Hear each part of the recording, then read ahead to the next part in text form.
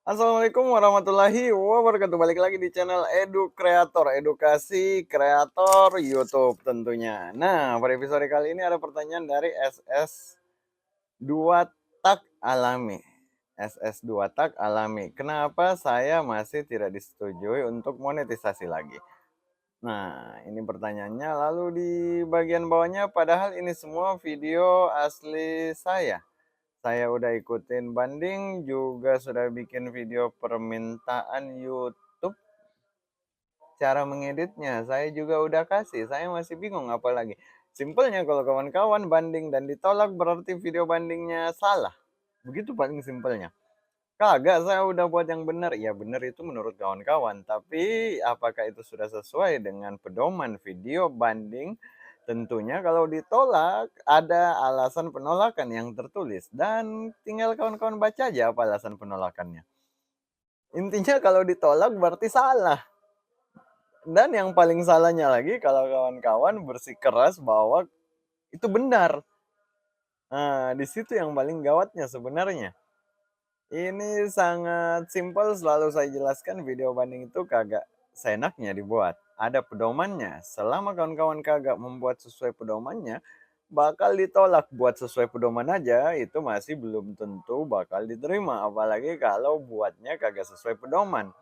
Buat yang kagak sesuai pedoman itu langsung nanti tertulis di tab monetisasinya apa alasan penolakannya. Sebenarnya ada di sini nih, kita bisa lihat bareng ini. Ada di sini beberapa contoh ditolak. Apanya yang ditolak, bandingnya yang ditolak. Jadi ketika kawan-kawan mengajukan banding, itu kagak mesti kawan-kawan diterima. Apalagi kalau memang bandingnya salah. Kayak begini, video banding tidak menunjukkan pengeditan yang memberi nilai tambah yang cukup. Artinya video bandingnya tidak memperlihatkan bagaimana cara mengedit di channel tersebut, alias salah video bandingnya. Begitu simpelnya. Pengeditan yang ditunjukkan di video banding Anda tidak mengubah karya asli secara substansial. Kawan-kawan menunjukkan, memang menunjukkan, tapi tetap salah cara menunjukkannya. Menggunakan konten orang lain dan mengubahnya seminim mungkin masih melanggar kebijakan kami. Sesimpel itu. Salah video bandingnya ditolak. Salah video bandingnya ditolak. Ini video banding tidak memperlihatkan pengeditan. Yang ini video banding tidak mewakili channel, artinya hanya sedikit saja video yang di-upload. Dan kalau kawan-kawan udah ubah-ubah channelnya sebelum mengajukan banding, maksudnya ini ditolak monetisasinya atau kena dismonet.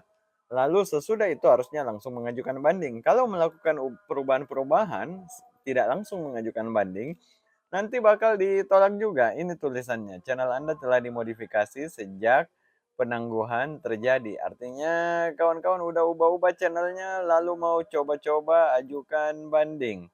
Begitu kurang lebih cara bacanya, gampang kan? Video bandingnya udah salah, channelnya udah diubah-ubah. Peninjau kami menemukan bahwa Anda telah mengubah channel secara signifikan sebelum mengajukan banding. Proses banding hanya dimaksudkan untuk digunakan jika Anda merasa kami melakukan kesalahan. Agar proses banding dapat dipertimbangkan, Anda tidak boleh menghapus atau mengubah sebagian besar konten Anda. Anda tidak boleh menghapus atau mengubah sebagian besar konten Anda. Ini jelas ditulis. Jadi kawan-kawan udah beraksi sangat spektakuler lalu mau coba-coba mengajukan banding kagak bisa. Kalau kawan-kawan menghapus video di YouTube itu hanya hilang di kawan-kawan aja. Datanya masih ada tersimpan. Jadi YouTube bisa melihat bahwa oh kawan-kawan habis ngapus video yang ini. Wah, ini kawan-kawan habis reupload seenak hati lalu tiba-tiba mau menghapus video lalu mau mengajukan banding, merasa benar. Ini kurang lebih kayak begitu dah. Lalu yang ini, jadi penolakan video banding itu sangat jelas. Video yang disebut di dalam banding tidak mewakili channel. Ini yang paling jelas kelihatan bahwa video bandingnya salah. Udah banyak banget video banding saya lihat, sudah ratusan mungkin. Lalu habis itu udah banyak banget yang lolos juga melalui jalur banding. Kenapa bisa saya tahu seperti begitu? Karena sekitar 80 konten yang hanya membahas ditolak monetisasi saya buat. Dan yang udah lolos juga udah banyak banget. Udah banyak banget, banyak sekali saya upload di tab komunitas di channel Tamlika. Contoh-contoh yang udah lolos bandingnya, video mana yang dipraktekkan oleh orang tersebut, lalu orang tersebut lolos monetisasinya. Misalkan yang ini channel 104 juta view dan 210.000 subscriber. Bayangkan view di channel ini 104 juta view. Jumlah subscribernya 210.000 view. Ini kena dismonet. Orangnya kagak, bagaimana ya, orangnya ngirim ke saya tab monetisasinya, lalu saya buat video ini, saya suruh tonton, lakukan apa yang saya arahkan di dalam video ini. Beliau nonton, beliau lakukan apa yang diarahkan di dalam video ini, dan channel tersebut kembali termonetisasi. Sesimpel itu sebenarnya.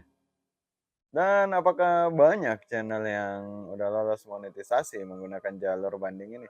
Banyak. Ada yang ditolak, ada juga.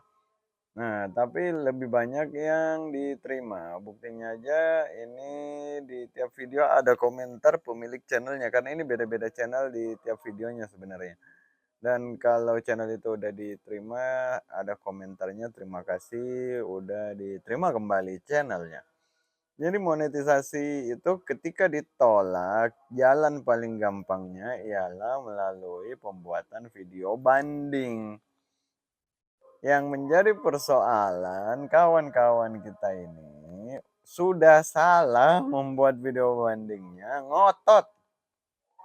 Nah, sudah salah masih ngotot video bandingnya buat seenaknya. Lalu habis itu di sini dan selalu begini bentuk kata-katanya. Saya sudah ikuti. Ini kadang-kadang saya bingung juga, ini ikuti apa? Apakah udah membaca pedoman video banding? Nah, kayak begitu. Banding juga saya bikin video permintaan YouTube cara mengeditnya. Udah saya kasih video banding itu ada aturannya, kagak seenaknya aja dibuat. 30 detik pertama kawan-kawan kagak menunjukkan diri dan channel, itu langsung ditutup video bandingnya, kagak perlu dinonton lagi. Sesimpel itu sebenarnya. Jadi makanya biasa ada yang ngirim video banding baru 6 detik saya tonton sudah saya langsung bilang, "Ini kagak bener ini, langsung ulang dari awal aja." Padahal hanya 6 detik, saya nggak perlu nonton lanjutannya lagi. Nah, bahkan ada yang nggak perlu ditonton juga, sudah langsung gagal.